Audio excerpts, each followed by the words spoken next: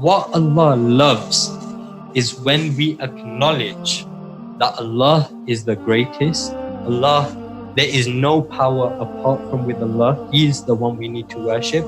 And not specifically in this verse, but in Prophet Yunus, in his supplication, when we say, Inni kuntu minadh dhalimin, I am from those who have transgressed, we are showing a state of vulnerability and we are accepting guilt.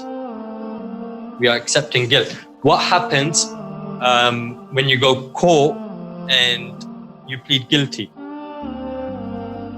You get a lesser sentence. Yeah? So I had to go court about 2 years ago. I never anything like that, yeah. But I was speeding. And I was doing some ridiculous amount. So I had to go court. It wasn't a penalty, unfortunately. So I went court, and firstly, they send you a letter and everything. And they say, how do you plead? And they say that if you plead guilty from the offset, you will receive a 33% reduced penalty. Yeah, because you immediately accepting guilt. Same way in Yunus alayhi salam's supplication, you are accepting guilt, and Allah loves that. He loves when you accept that you actually know you do wrong. You don't think that I'm perfect, I'm this perfect being, because we're not. We're all going to commit sin, and Allah knows that.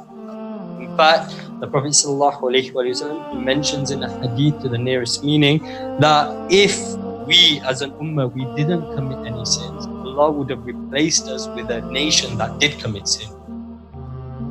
So we are supposed to commit sin. I'm not saying go out there and commit sins, but inevitably it will happen. But what Allah likes is the fact that we can accept that yes, we are those who have sinned. We don't think of ourselves to be these waliyullahs. The Prophet ﷺ, in his lifetime, how many times does anyone know how many times he used to ask istighfar in a day?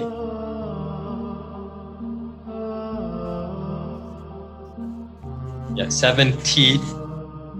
70 in one narration, in another it says 100. He used to ask for forgiveness.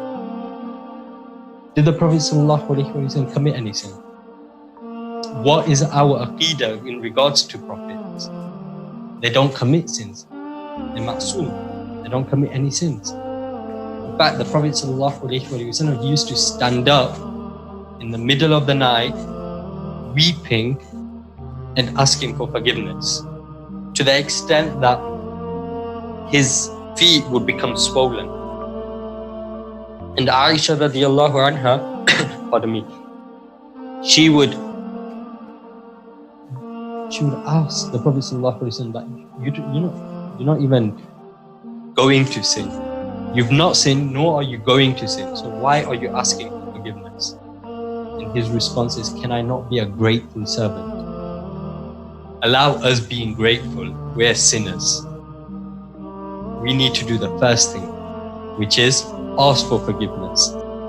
And then we can become grateful.